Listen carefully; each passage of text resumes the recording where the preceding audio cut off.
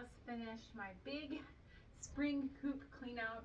Takes about 2 days in this coop because I like to fully clean out all the manure and deep bedding from over winter, and then kind of let the floor air dry because this coop does have a wood floor where my last one was sand. And then I come back through. There's chickens up there, you can't quite see. And I come back through and I do all the final cleaning on the second day. So I'm just going to take you guys through and show you what products I like to use to keep my coop clean and fresh, to keep the chickens happy and healthy. So the first thing I needed to do today was to scrape out all the poop that had built up from overnight. It is a lot, but when you have over 40 chickens, you would really be surprised at the amount of poop that builds up. Then I like to sprinkle the floor and on top of all the bars with barn lime. I like First Saturday lime, but really any pet safe barn lime will work perfectly for this. Just pretty much sprinkle it everywhere. You could even do inside the nesting boxes.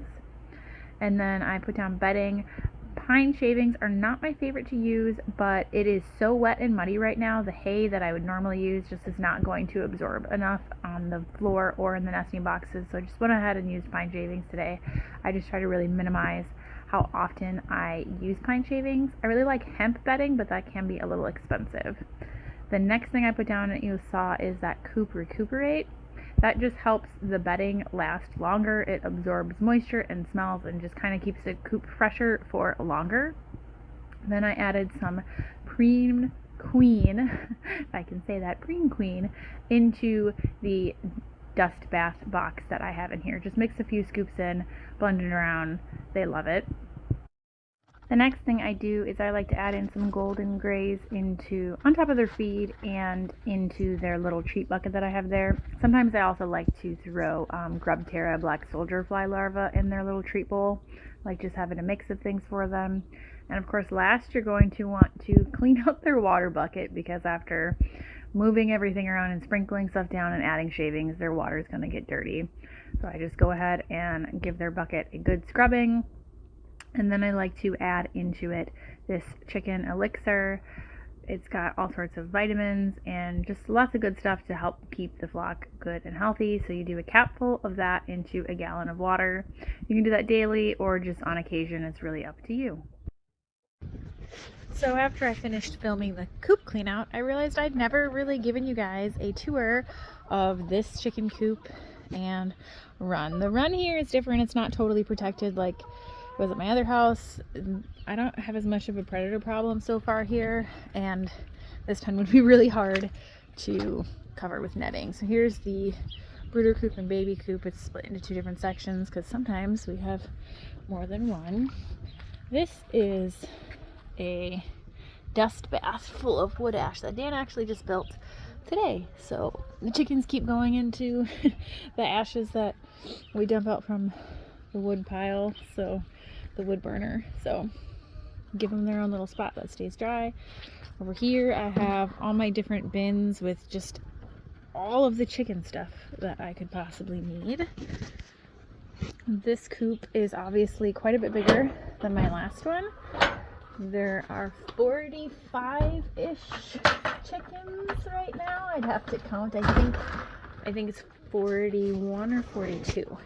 But this is the coop. It's just a shed that he's made. Of course, I brought my mirror from my old coop and I added the other matching mirror into here. So oyster shells, grit, water, dust bath that I keep my barn lime and the stuff I sprinkle on the bedding in there. The snacks, chicken food, all the nesting boxes, my kids. And then here are roosting bars. Hi, sweet girl. Here are the roosting bars. And then I've got my little ladder. This came from my old chicken coop. It was out in the run, one of the covered runs for the babies in the old chicken coop. But here we use it because these roosting bars are a lot higher than they were in my old coop. And my cochins specifically have a hard time jumping that high from the ground. So they like to use that as a little ladder to get off.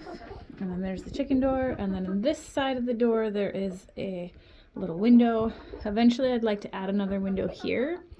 And then I think I would really love to put a second screen and door over this door in the summer, so that, I mean, I'd use hardware cloth, not screen, but you get what I'm saying.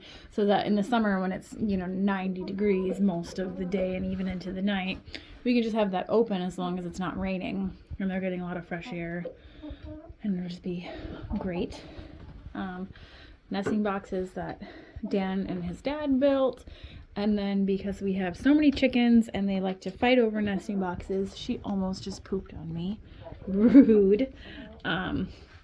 We've been adding the Tidy Cats litter boxes as extra ones, which the small chickens will use. The bigger chickens are just too big for those.